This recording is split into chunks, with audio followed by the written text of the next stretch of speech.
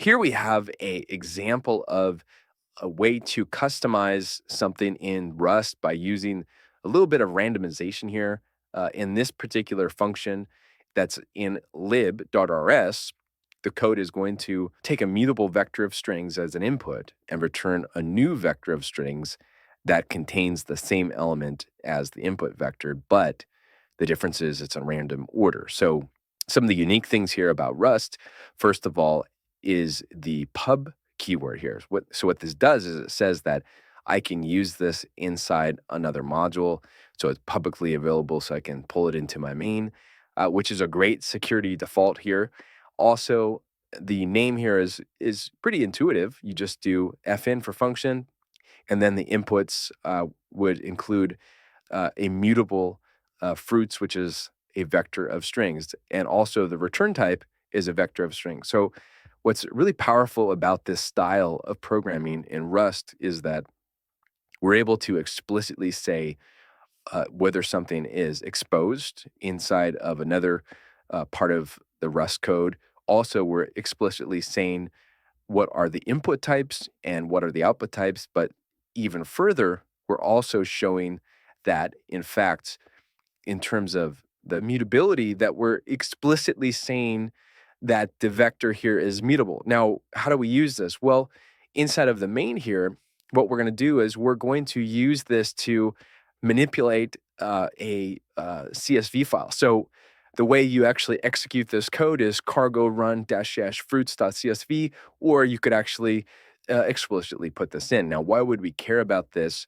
Well, in terms of data engineering, this is a very common problem is you have some input data and you want to make some changes to it, and it could be running, hundreds of thousands of times per year.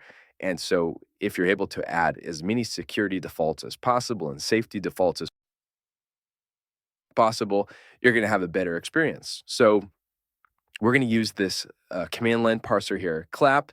We're going to import the code that's in the lib.rs, and then we have our setup here. So this is really boilerplate type code.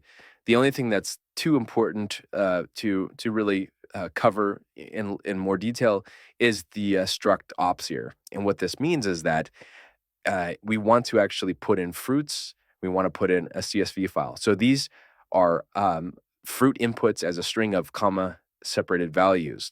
Then if we go down to this particular function here, this is going to convert a CSV file to a vector of strings. So again, a very common task in data engineering is to take one data form and manipulate it into another. What's powerful about this particular piece of code is that, again, we're explicitly saying what the input is. It'll be a string, and the output is a vector of strings, and then it gets manipulated. Finally, in order to display the fruit salad here, we're able to put it into another function. And then finally, at the very end, inside of the main here, we actually take the option parsing, pull it together, and then we say use fruits from the CSV file, works command line input. So we can actually use either one. And this is what this match does here. It says, in this scenario, we're going to read it in. Otherwise, we're going to actually take this as an input. And then finally, at the very end, you actually go through and display your fruit salad. So in order to run this, typically, even if I don't have to look at the documentation or I don't have access to it, handily, I can always, with a Rust project, really in an intuitive way, kind of figure out what's happening. So I'm going to go to the CLI here. And the first thing that I typically would do is just type in cargo run. Now, if cargo run works, that's a good sign. Okay, let's go ahead and see what happens when we compile this. It says your fruit salad contains, well, it doesn't contain anything because we didn't put anything in there first. Now, notice that there is the fruits here, which we could use. So now that I know that it has some kind of a command line parsing input, what I could do is I could do -- and then do -- help. And this says to the cargo tool, listen, pass in my input into whatever it is that you're executing. And then we can see here that it's got a set of instructions. This is one of the nice things about using the parser tool here, the library, is that instead of you having to deal with all this stuff, somebody else already wrote it for you. And what's great about this is that I can now essentially figure out what is going to happen by just reading the instructions that come with this particular standard library. And if we take a look at fruit salad here we go. CLI, customized fruit salad. Okay, it has options, it has CSV file. So let's go ahead and do that then. Let's go ahead and say, um, pass in the name of the fruits right here and see what happens. Oh, okay, your fruit salad contains. So it's going to take that input from the CSV file and it's going to randomize essentially. So if I run it again, we're going to get a slightly different, mix of fruits here.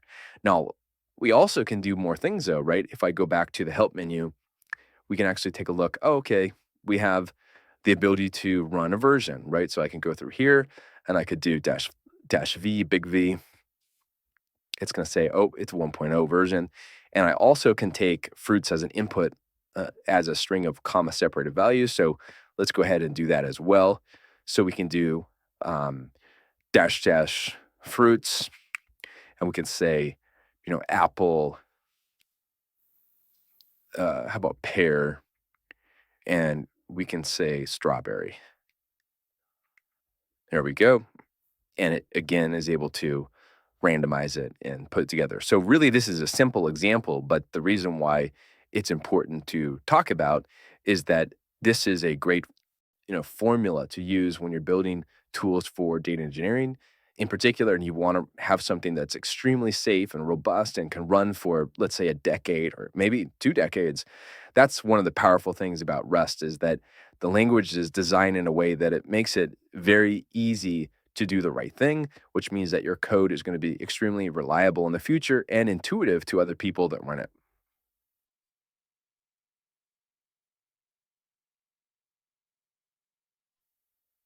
Let's take a look here at one of the core features of the Rust language, which is the ability to really protect the user that is building multi-threaded applications from catastrophic errors. So in this particular piece of code, there is the standard library and there is the thread module. Now, inside of the thread module, we're able to spawn, however many threads we need.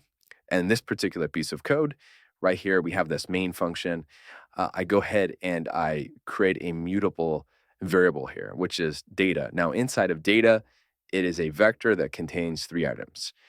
Now I loop over those and I try to capture a mutable reference in multiple threads. So really why this is so dangerous is that if you're taking a piece of code and everybody's touching the same data structure at the same time, you could corrupt it. There could be race conditions. It really is, there's no scenario where you want this to happen. You need to have a way of coordinating your multi-threaded code. So in this particular scenario, when we say thread spawn move, notice it gives us a error message here that says use of moved value data, value moved into closure here in previous iteration of loop. So basically, this is a problem because this is a dangerous operation and the compiler will protect us. So if we go ahead and try to compile it anyway, we just say, I don't care. It just says, nope, you can't do that. And in fact, the compiler gives us a great warning here that says move occurs because the data has type vector, which doesn't implement the copy trait, and also the value is moved in the closure. So in a nutshell here, the problem is that is not able to be compiled. Now, the solution to this, if we scroll up here, is that you could actually create a mutex that protects the data vector. And then if you look at how that would work, the mutex would actually lock that particular data structure. And so nobody could operate it on it simultaneously. And so every time you would want to do some kind of operation to that particular data structure, you would acquire the lock, modify the element of the vector, and then give the lock back so that somebody else could take it. And this is exactly what this code does. We can go here and say, use standard library sync mutex, let the data structure be this, go ahead and let the handles work here. and then for handle and handles, handles that join, etc. So this is one of the powerful features of the Rust languages, really protecting you from conditions where you really don't want to be doing certain operations, and the compiler is your friend. And this is one of the really huge reasons for using Rust for, highly parallel, highly concurrent work, because it has some of these safety features built into the language. And also because it's a modern compiled language, you're going to get these features where if a language was built maybe 20, 30 years ago, some of these issues weren't as apparent to the developers of the language. And now, as we've learned from those mistakes, we can have newer languages like Rust.